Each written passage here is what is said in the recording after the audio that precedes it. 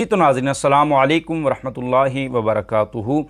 उम्मीद करता हूँ कि आप सब खैरियत और आफ़ियत के साथ होंगे। इंतहाई अहम वीडियो, जो लोग मेरे भाई शादीशुदा हैं उनके लिए तो इंतहाई जो है वो मुफीद है, और जो गैर शादीशुदा हैं उनके लिए भी, और हद्द बुलूगत तक वो पहुँचे हुए हैं तो उनके लिए भी इंतहाई मुफीद है और इंतहाई ज़रूरी भी है। गुस्ल का सही तरीक़ा क्या है?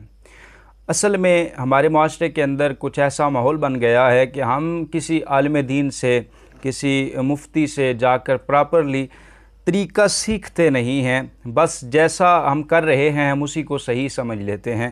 ख़ुद का करना और होता है और प्रॉपरली जाकर किसी से सीखना, फ़ेस टू फेस उससे बात करना, ये किसी और चीज़ का नाम है।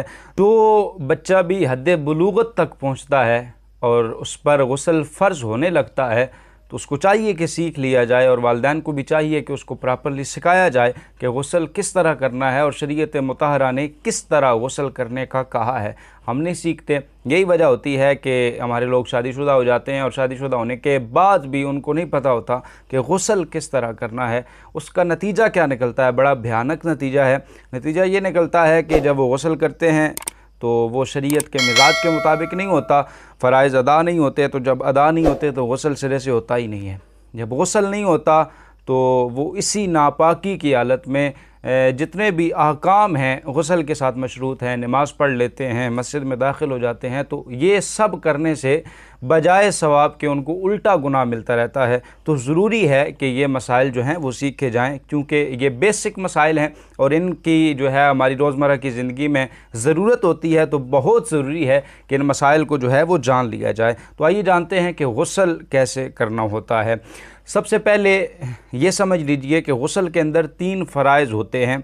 फ़राइज़ ऐसी चीज़ होती है कि अगर उनको अदा ना किया जाए, वो रह जाएं, तो वो चीज़ सिरे से अदा ही नहीं होती। गुस्ल के 3 फ़राइज़ हैं, इनमें से अगर कोई एक फ़र्ज़ भी रह गया तो गुस्ल सिरे से होगा ही नहीं। इसी तरह नमाज के जो फ़राइज़ हैं उनमें से अगर कोई फ़र्ज़ रह जाता है तो इसी तरह उसकी जो नमाज है वो भी अदा नहीं होगी, इसलिए क्योंकि फ़र्ज़ रह गया है। तो 3 फ़राइज़ हैं, मैं आपकी खिदमत में बितरतीब पेश करता हूँ। सबसे पहले जो है वो आपने कुल्ली करनी है 3 दफ़ा, यहाँ तक कि हलक तक पानी पहुँच जाए, यानी अच्छी तरह कुल्ली कर लेनी है। और दूसरा फ़र्ज़ ये है कि आपने नाक में पानी चढ़ाना है। नाक में पानी इस तरह चढ़ाना है कि चुल्लू में पानी लेकर और सांस के ज़रिए जो है वो ऊपर खींचना है, यहाँ तक कि जो नाक की नरम हड्डी है वहाँ तक पानी जो है वो पहुँच जाए, वहाँ तक पानी का ईसाल हो जाए। और तीसरा फ़र्ज़ ये है कि आपने पूरे जिस्म पर,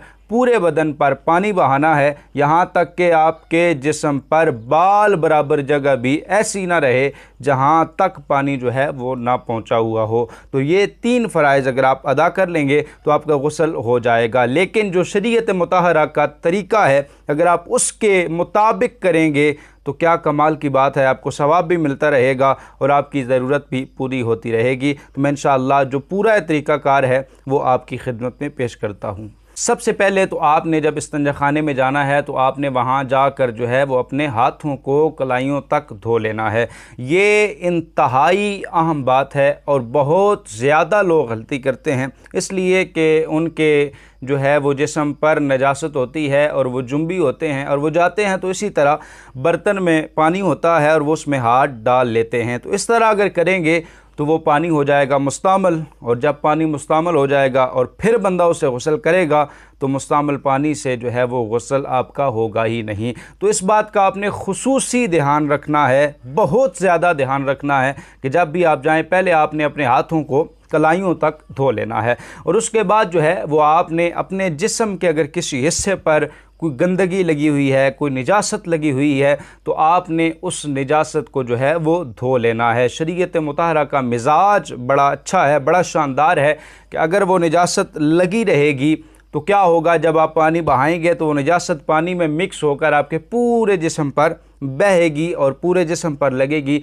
तो शरीयत मुतहरा का मिजाज देखिए, हुस्न देखिए। शरीयत ने कहा कि पहले जो है वो उस निजासत को ही साफ़ कर लिया जाए। इतना करने के बाद आपने वुज़ू कर लेना है नमाज के वुज़ू की तरह। जिस तरह आप नमाज से पहले वुज़ू करते हैं, बिल्कुल बेआईन ही इसी तरह आपने जो है वो वुज़ू कर लेना है। वुज़ू करने के बाद जो है वो आपने अपने जिस्म पर पानी बहाना है, पूरे जिस्म पर पानी बहाना है। और पूरे जिस्म पर पानी इस तरह बहाना है कि सबसे पहले आपने दाएं कंधे पे पानी बहाना है, फिर बाएं कंधे पे पानी बहाना है, और फिर पूरे जो है वो सर पे और पूरे बदन पे आपने पानी बहा लेना है। इस तरह बहाना है कि आपके जिस्म पर बाल बराबर जगह भी ऐसी ना रहे जहाँ तक जो है वो पानी ना पहुँचा हुआ हो। और यहाँ पर एक और मसाला कि अगर आप ऐसी जगह गुस्ल कर रहे हैं कि जहाँ पर पानी खड़ा होता है, तो शरीयत ने कहा कि जब आप वुज़ू करेंगे तो वुज़ू करते वक्त आपने पाँव को नहीं धोना। क्यों? इसलिए क्योंकि जब आप पाँव को धो भी लेंगे तो क्या होगा, पानी जमा हो रहा है नीचे और आलूदा पानी है, तो आपके पाँव फिर से जो हैं वो गंदे हो जाएंगे।